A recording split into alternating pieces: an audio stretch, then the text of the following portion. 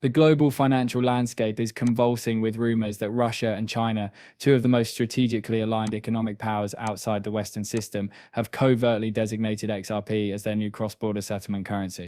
Allegedly, they formed a silent financial pact designed to bypass sanctions, neutralize SWIFT dependence, and rewire the global payments map. Speculation is erupting across social channels, claiming that the Eurasian bloc, backed by deep state-level banking networks, has formally embraced XRP as their cross-border trading backbone. In these dramatic claims, the story unfolds like a geopolitical thriller. Russian energy giants settling oil and gas contracts through XRP, Chinese megabanks leveraging Ripple's rails to bypass US oversight, and the two powers jointly coordinating an alternative liquidity corridor that circumvents Western control. Hype-driven narratives insist that this is not merely an adoption event, it is an economic insurrection against the US-dominated monetary order. They frame XRP as the new neutral bridge currency that replaces the dollar in bilateral and multilateral trade across the East, enabling massive flows that instantly amplify demand and push XRP to an astounding sanctions-busting valuation of $10,000 per token. According to the viral hype, the choice of XRP is the perfect geopolitical weapon: fast, decentralized, neutral,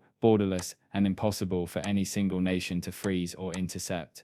This speculative storyline paints China's Belt and Road Initiative operating on Ripple's rails, Russia's BRICS transactions routed through XRP liquidity pools, and a new global settlement standard emerging from the East, capable of dissolving decades of Western financial dominance. In this cinematic version of events, Western sanctions lose their teeth overnight as Russian commodities, Chinese manufacturing, and BRICS-based trade shift onto an unstoppable blockchain infrastructure. The imagery is electrifying. State-level banks flipping the switch, massive liquidity explosions, and the XRP ledger becoming the backbone of a multi-trillion-dollar trade system. From this perspective, the price target of $10,000 is not exaggerated. It is depicted as a mathematically necessary valuation to support these colossal settlement needs, echoing the promotional claim that global trade liquidity demands alone would catapult XRP to heights never witnessed in financial history. Yet, beneath all the high-voltage speculation, there's actually a much more grounded, sober reality, one built not on geopolitical fantasies, but on actual technological capability, adoption patterns, and regional financial behavior.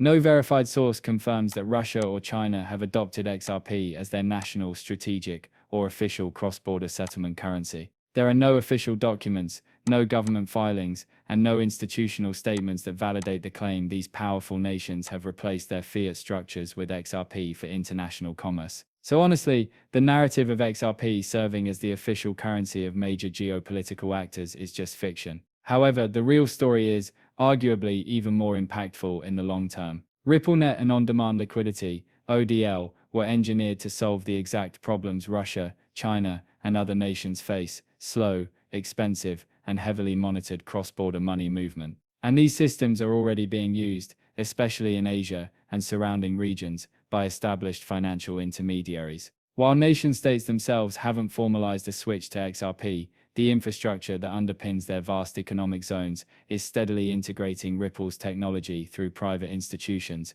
remittance corridors, and regional payment companies. This quiet reality is honestly where the true long-term value emerges. Ripple's technology was really created to simplify cross-border finance, reducing the friction that traditional systems like SWIFT just can't avoid. Batch-based settlement, multi-day delays, correspondent banking layers, and of course, heavy regulatory bottlenecks. Asia, including China-adjacent markets, has actually become one of Ripple's largest regions of adoption, with countless remittance partners, fintech firms, and institutional payment providers relying on RippleNet's rails for faster, more efficient transactions. The infrastructure isn't state-controlled, but it is, strategically positioned. In places where SWIFT oversight is a challenge, Ripple's underlying architecture provides a modular, compliant, cost-effective alternative for private sector participants. Even without explicit government endorsement, the ecosystem is, penetrating the financial systems that surround and interact with Russia and China.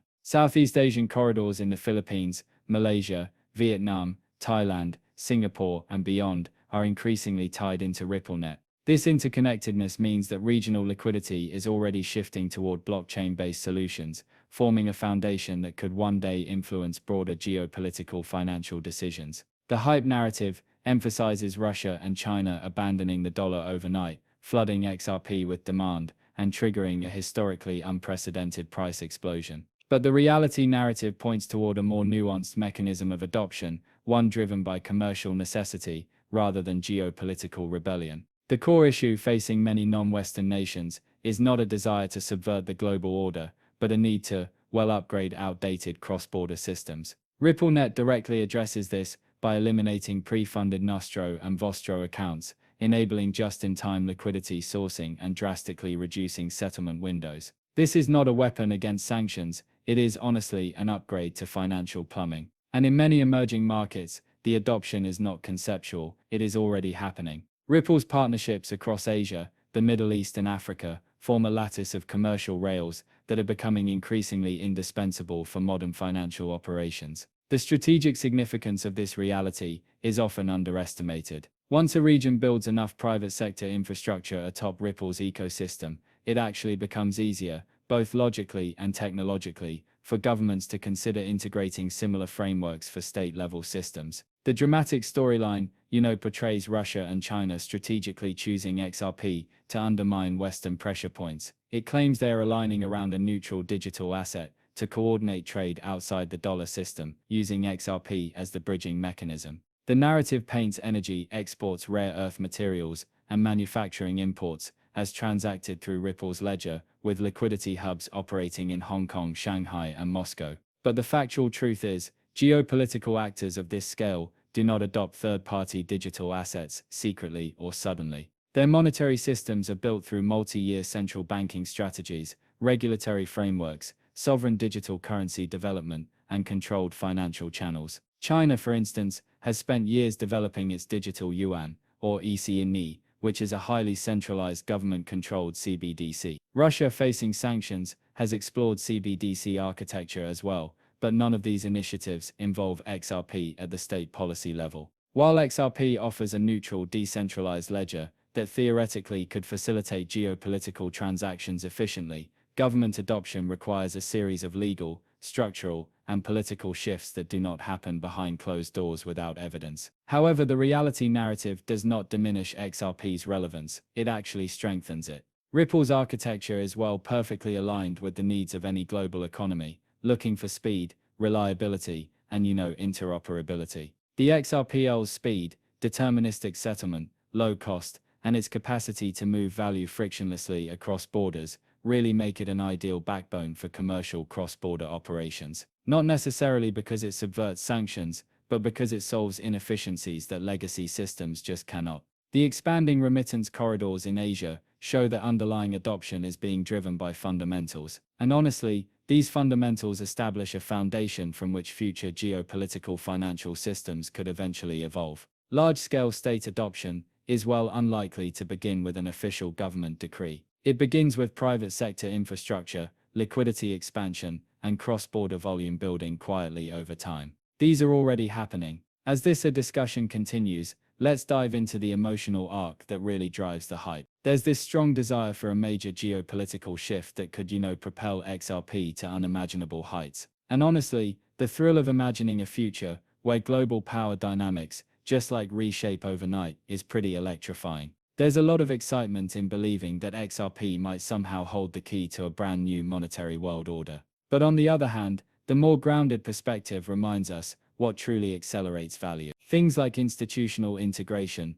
regulatory clarity, enterprise adoption, and the growing reliance on digital liquidity.